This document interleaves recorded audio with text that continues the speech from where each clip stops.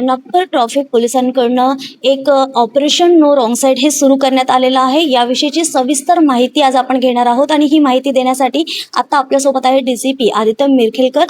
Sir, सर्वप्रथम मला सांगा की हे ऑपरेशन नो रॉंग साईड हे नेमकं काय आहे? ऑपरेशन नो रॉंग साईड ही एक आमची विशेष मोहीम आहे, ज्यामध्ये आम्ही रॉंग साईडने जे गाडी चालवतात त्यांच्यावर आम्ही गुन्हे दाखल करत आहोत.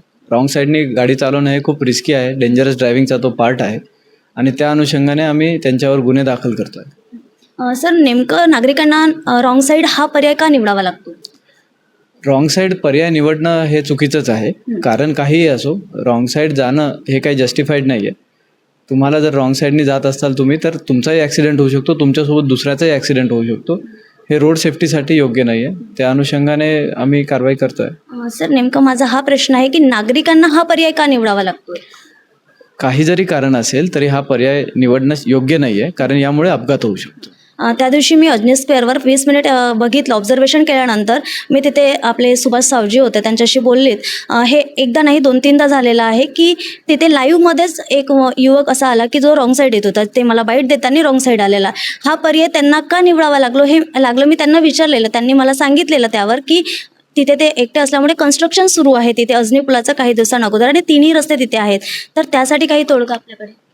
बरोबर आहे, त्या ठिकाणी कन्स्ट्रक्शन सुरू आहे आणि एक साधारणतः 200 मीटरचा एक फेरा मारून यावा लागतो. पण मी आपल्याला हे सांगू इच्छितो की 200 मीटरचा फेरा मारणं योग्य आहे का, आपला आणि दुसऱ्याचा जीव धोक्यात घालणं हे योग्य आहे? याबाबत सर्वांनी विचार करायला हवा. सर, माझा दुसरा प्रश्न हा आहे की आपलं माडगीनगरपासून छत्रपती स्क्वेअरपर्यंत पूर्ण सिग्नल बंद होते. आम्ही जेव्हा हा मुद्दा उचलला तेव्हा आता काही लावण्यात आलेले आहे, तरीसुद्धा सुयोगनगरचा अजूनही बंद आहे. आणि जेव्हा आम्ही त्यांच्याशी बोलण्याचा प्रयत्न केला त्यांनी म्हटलं की कन्स्ट्रक्शनमुळे हे बंद आहे.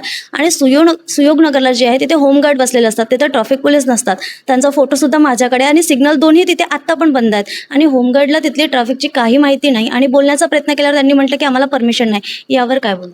नाही, हा मुद्दा आपण आमच्या निदर्शनास आणला, याबद्दल थँक्यू. खरं तर त्या पॅचमध्ये पुलाचे कामं चालू आहेत आणि पुलाचे कामं चालू असल्यामुळे वर्क स्टेशन अवेलेबल नसतात. म्हणजे पूल असल्यामुळे ट्रॅफिक सिग्नल कुठे बसवायचा हा थोडा आमच्याकडे एक विचार असतो. पण तरी पण आता मोस्टली त्या पॅचमध्ये सिग्नल चालू झालेले आहेत. आम्ही काही ठिकाणी नवीन सिग्नल बसवलेले आहेत, तर ते पण सुरू आहेत. राहिला प्रश्न ट्रॅफिक अंमलदार ॲबसेंट असल्याचा, हा विषय गंभीर आहे. यामध्ये जर कोणी ट्रॅफिक अंमलदार तिथे ॲबसेंट असेल तर त्यावर आम्ही डिसिप्लिनरी ॲक्शन त्या वेळी घेत आहोत. एक्झॅक्टली सर, मी फोटो दाखवू इच्छिते तुम्हाला की हे फोटो बघा. होमगार्ड हे झाडाखाली बसलेले दिसले आणि यांच्याशी जेव्हा मी बोलण्याचा प्रयत्न केला तेव्हा त्यांनी मला बोललेत की परमिशन आहे. सिग्नल टोटली बंद आहेत आणि इथे ट्रॅफिक पोलीस नसल्यामुळे हा मुद्दा मला तुमच्यापर्यंत आणावासा वाटला. बरोबर आहे, जे नवीन सिग्नल लागलेले आहेत ते बंद आहेत. त्या ठिकाणी आपण समजू शकता की जे जुने सिग्नल आहेत ते रिप्लेस करून आपण नव्या प्रकारचे सिग्नल बसवतो आहे. तिथे पॉवर पोहोचवणे वगैरे त्या गोष्टीला थोडा वेळ लागतो, पण तरी हे काम आम्ही तात्काळ पूर्ण करून घेतो. आणि राहिला प्रश्न ॲबसेंटीचा, की आमचे ट्रॅफिकचे अंमलदार असतील किंवा होमगार्ड असतील ते ॲबसेंट नसतात किंवा रस्त्याच्या शेजारी बसून राहतात, तर त्याच्यावर पण आम्ही त्यांचं मोटिवेशन वाढवणं, त्यांच्या म्हणजे कॅरेट अँड स्टिक, म्हणजे त्यांचं चांगलं काम करतो त्यांचं आम्ही त्यांना रिवॉर्डही करतो आहे. आणि जे ॲबसेंट राहत आहेत किंवा काम चांगल्या पद्धतीने करत नाही त्यांच्यावर आम्ही कारवाई करतो. नक्कीच सर, यावर कारवाई झाली पण पाहिजे, कारण 2 इन्सिडेंट तिथे ऑलरेडी झालेले आहेत त्याच रोडवर, म्हणून हा मुद्दा आम्ही उचलला. सेकंड थिंग सर, मेडिकल स्क्वेअरला कंटिन्युअसली आम्ही बघतो आहे की जो मेन स्क्वेअर आहे तिथे 4 रस्ते येतात. तर बेदना स्क्वेअरकडे जातो तिथे बरोबर आपले ट्रॅफिक पोलीस असतात, 1 नव्हे 2 नव्हे 4 असतात. बट इकडे जेव्हा आपल्याला मेडिकल स्क्वेअर आणि तुकडोजी स्क्वेअर इकडून जावं लागतं तिथे कोणीच नसतात. आणि अक्षरशः 7 ते 8च्या दरम्यान इतकी ट्रॅफिक असते की नागरिकांना ते ट्रॅफिक सॉल्व्ह करावं लागतं. हा देखील मुद्दा उचलला, अद्यापही त्यावर काहीच झालेलं नाही आहे, कालचीची गोष्ट आहे. नाही, बरोबर आहे.